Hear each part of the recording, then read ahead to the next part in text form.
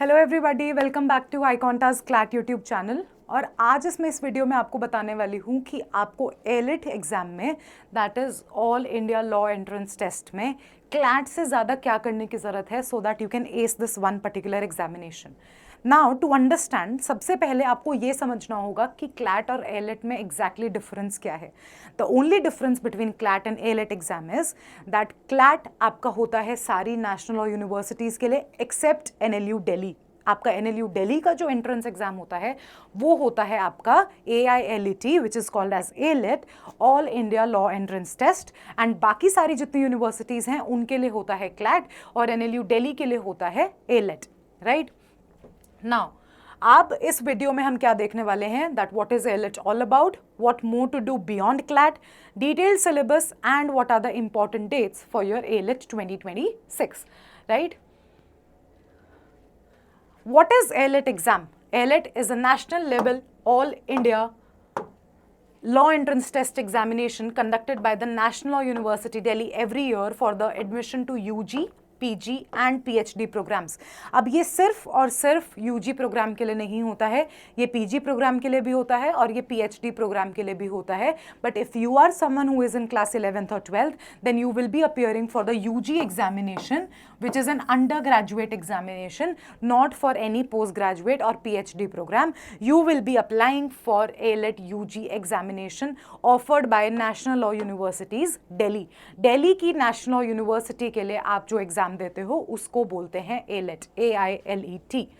Now, what is the syllabus for this one particular examination? आप देखोगे CLAT में होते हैं 5 sections. Remember? Legal, GK, counts, English and logical. But आपका elite में होता है सिर्फ 3 sections, right. 1 is the English language, current affairs and general knowledge and logical reasoning. तो आप क्या देख रहे हो, लीगल नहीं आता, कॉन्ट्स नहीं आता, ठीक है। अब कैसे आता है, उनको कैसे पूछते हैं इनडायरेक्टली, वो सब आपको आगे बताऊंगी। Stay tune till the end of the video. बस आप अब ये देख लो कि नंबर ऑफ क्वेश्चंस कितने होते हैं। इंग्लिश में होते हैं आपके 50 क्वेश्चंस, 50 मार्क्स। आपके करंट अफेयर्स और जीके का लीस्ट वेटेड। अब यहाँ पर आप देखो कि जब आपने क्लैट का पेपर पैटर्न देखा होगा तो करंट अफेयर्स आपका हाईएस्ट वेटेड सेक्शन होता है, जबकि एलिट में आपका है लीस्ट वेटेड सेक्शन, सिर्फ 30 questions in current affairs and GK. Logical reasoning आपका है highest weighted section, almost 50% of the paper is from logical reasoning, क्योंकि इसमें है आपके 70 questions consisting of 70%, 70 marks of your paper out of 150, right? Now, what is the detailed syllabus for every section? ठीक है। English language. अब इससे पहले आप ये चीज समझने की कोशिश करो, एलिट और क्लैट का एक और मेजर डिफरेंस है। CLAT fully passage based question, whereas elite is a direct and passage based. That means a combination of both direct as well as passage based questions. तो आपके एलिट में सिर्फ passage based questions नहीं पूछे जाते हैं, unlike CLAT. Elite में आपसे पूछे जाते हैं कॉम्बिनेशन, डायरेक्ट क्वेश्चंस भी और पैसेज बेस्ड क्वेश्चंस भी।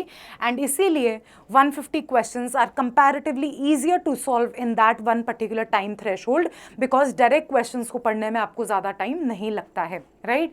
नाउ इंग्लिश लैंग्वेज में आपके क्वेश्चंस हैं fill in the blanks, comprehension, antonyms, synonyms, idiom and phrases, jumble words and sentences, choosing the correct words, right? And apart from these, any passage questions that they may ask for, right? So this is the syllabus for your English language section. Moving ahead to the general knowledge in current affairs, same जो आप CLAT में करते हो, आपको 11 months के current affairs पता होने चाहिए स्टार्टिंग फ्रॉम जनवरी टिल नवंबर। अगर आपका एग्जाम दिसंबर में है, प्रिज्यूमिंग आपका दिसंबर में होता है एग्जाम, क्लैट भी और एलिट भी। यूजुअली जो डिफरेंस होता है क्लैट और एलिट के बीच में वो 1 वीक का होता है, मंथ आपका सेम रहता है दिसंबर, राइट। सो जनरल नॉलेज का आपका सिलेबस होता है economics, physics, current affairs, history, geography, international events, UN bodies, major development in the areas of sports, geopolitics, eminent personality, sports, awards and honours. तो आपके सारे क्वेश्चंस या सारा सिलेबस जो एक जीके करंट अफेयर्स का क्लैट में होता है वही आपका सेम सिलेबस होता है एलिट में भी, right. Now logical reasoning, 70 marks for this one particular section. अब एलेट एग्जाम में क्या होता है, लॉजिकल रीजनिंग में आपसे वही सारे क्वेश्चंस क्रिटिकल और एनालिटिकल के दोनों मिला के कॉम्बिनेशन, जहां आपके क्लैट में आ रहे थे सिर्फ और सिर्फ क्रिटिकल, यहां पर आ रहे हैं आपके एलेट में critical plus analytical. Logical arguments, logical conclusions, pattern identification, fact inference judgement, blood relation, syllogisms, conditional syllogisms, directions, number series, data sufficiency, analogies, logical assumptions. तो आप देख रहे हो कॉम्बिनेशन है, क्रिटिकल रीजनिंग भी है और आपकी एनालिटिकल रीजनिंग भी है जो आपसे एलिट में पूछी जाती है। But the catch here is आपका लीगल रीजनिंग का सेक्शन भी लॉजिकल रीजनिंग के अंदर ही पूछा जाता है। Since there will be no separate legal aptitude section, candidates understanding and familiarity of legal reasoning will be tested by a few questions in the logical reasoning section itself. However, the examination will not require any prior knowledge of law or technical understanding of terms and principles. आपने law पहले से पढ़ रखा हो, they are not expecting you to do that. आपने basic understanding हो आपको principles की, फैक्ट्स की, आप सिचुएशन बेस्ड क्वेश्चन में किस तरीके से रिएक्ट करोगे, आप क्या जजमेंट दोगे, वो सारी चीजें आपसे एक लीगल के सेक्शन में with in the logical reasoning section में टेस्ट की जाती हैं when the AILET exam is happening. Now before moving ahead मैं आपको ये बता दूं कि एलेट एग्जाम क्लैट से ज्यादा डिफिकल्ट क्यों माना जाता है। बिकॉज फर्स्ट, एलेट का जो एग्जाम है वो सिर्फ एक यूनिवर्सिटी कंडक्ट करा रही है and that is why there are very limited number of seats. There are almost just 80 seats for the general category and total there are just 120 seats including all the quotas when you appear for the under graduate program, right. That is why the students who are specifically based in Delhi, they usually target this one particular university so that they don't have to go far away from their home. And no, I'm not saying that only the Delhi students apply for it. Students all over India apply for it, but usually the higher proportion of the students is the students who are staying in Delhi, right? And that is why, because of the limited seats and a bigger competition, that is why this exam is more difficult than CLAT, because the number of questions are more, the time is less, direct questions, passage based questions, everything makes this exam a bit difficult than a CLAT exam, right? But आप इसको crack कैसे करोगे वो भी बताऊंगी, just give me another 2 minutes, right. Now उससे पहले कि आप इसको क्लियर कैसे करोगे, अब आपको ये देखना है कि क्लैट के अलावा आपको एलिट के लिए और क्या चीजें करने की जरूरत है, राइट। स्ट्रेंथन स्टैटिक जीके, आपको अपना जीके का स्टैटिक पार्ट स्ट्रॉन्ग बनाना है, because as I told you कि इसमें डायरेक्ट क्वेश्चंस भी पूछे जाते हैं, तो आपसे स्टैटिक जीके के क्वेश्चंस पूछे जा सकते हैं in the AILET exam. Enhance legal knowledge, again due to the direct questions आपके लीगल मैक्सिम्स और सुप्रीम कोर्ट जजमेंट्स जो आपके क्लैट के लिए ज्यादा इंपॉर्टेंट नहीं होते हैं वो आपके एलेट एग्जाम के लिए इंपॉर्टेंट हो जाते हैं।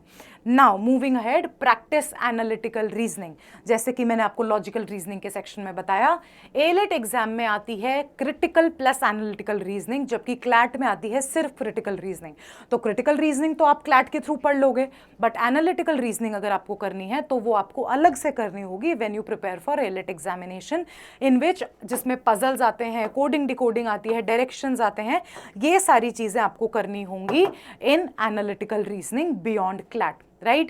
Improve speed and accuracy. As I already told you, there are 150 questions to be solved in 120 minutes. That is why the questions are more and the time is less. That is why you have to improve your speed and accuracy so that you can complete the whole paper in time with utmost accuracy. And that is why you have to give time-bound tests so that you can stimulate your exam conditions, and you have to practice more and more to improve your reading speed. Develop shortcuts for solving maths and reasoning problems quickly. Focus on eliminating wrong options to save time, and that is the tricks that you can follow to improve your speed and to increase your accuracy. Now moving ahead, is focus on elementary maths. As again I told you in the CLAT exam also, 10th तक की maths आपकी basic maths आपको आनी चाहिए, because यहाँ पर direct questions आ सकते हैं from percentages, ratios, profits and loss, times and work and averages, and that is why your basic elementary maths should be very very clear while you appear for the ALET examination. Memorize static content for the legal and GK sections. Already told you that static GK आपके लिए important हो जाता है, Supreme Court judgments, legal maxims, ये सब आपके लिए important हो जाते हैं. The static part becomes very very important for you while you appear for the ALET exam. Focus on direct questioning approach. CLAT में ऑपोजिट था, क्लैट में आपको पैसेज बेस्ड अप्रोच फॉलो करनी थी, बट आप ज़्यादा से ज़्यादा प्रैक्टिस करोगे अब डायरेक्ट क्वेश्चन अप्रोच की, क्योंकि एलिट में आपके आते हैं ना कि पैसेज बेस्ड क्वेश्चन, एलिट में आते हैं आपके डायरेक्ट क्वेश्चंस, जिसके लिए आपको पूरे पैसेज पढ़ने की हैबिट बनाने की ज़रूरत नहीं है until and unless you are not appearing for the CLAT. But अगर आप क्लैट के लिए भी अपियर कर रहे हो और आप एलिट के लिए भी अपियर कर रहे हो, then you must have both the approaches go hand in hand. आपको डायरेक्ट क्वेश्चंस भी सॉल्व करने आते हैं और आपको पैसेज बेस्ड क्वेश्चंस भी सॉल्व करने आते हैं. Prioritize AILET specific mock test. आपको अब क्लैट के मॉक्स तक लिमिट नहीं करना है खुद को. अब जब आप एलिट एग्जाम की तैयारी पे शिफ्ट कर रहे हो तो आप एलिट स्पेसिफिक मॉक्स भी दोगे, so that you know how to solve 150 questions in 120 minutes, so that you know how to solve direct questions, so do you know that how much time are you taking in what section and which section is getting difficult for you, so that you also know that whether you are able to complete the paper in time, and so that you also know that whenever you are appearing for the ALET examination, you will have direct questions to solve for, and that is why you have to prioritize ALET specific mock test, right? So that is the whole strategy while you are appearing for the ALET exam, ALET 2026 और ALET 2027. अब CLAT में जो controversy चल रही है, questions कुछ अजीब से आ गए थे.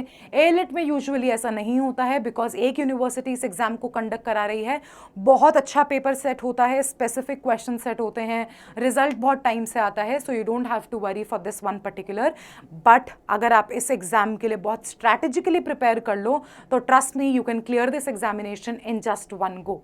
अब आप इसके लिए प्रिपेयर करोगे कैसे, and how will you get all the resources that is necessary for you to appear in this one particular examination. आपको सारे रिसोर्सेज मिलते हैं आईकॉन्टा के व्हाट्सएप ग्रुप्स पर, जो कि मैं आपको ऑलरेडी बता चुकी हूँ कि आपके क्लैट के जितने करंट अफेयर्स होते हैं, जितने क्वेश्चंस होते हैं, तो आपको सिर्फ क्लैट स्पेसिफिक मटेरियल नहीं, आपको सारे other law entrance exams, whether it's slate, whether it's एलसैट, whether it's AILET, सारा एग्जाम का पैटर्न और सारी चीज़ें आपको मिलती हैं हमारे व्हाट्सएप ग्रुप्स पे, जिसका लिंक आपको डिस्क्रिप्शन में मिल जाएगा.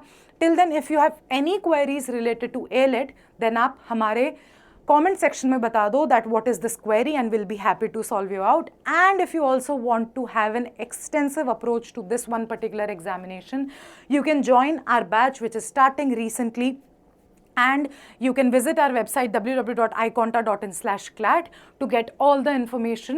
Till then, just do let us know in the comment section if you have any further queries, and I'll see you in the next one.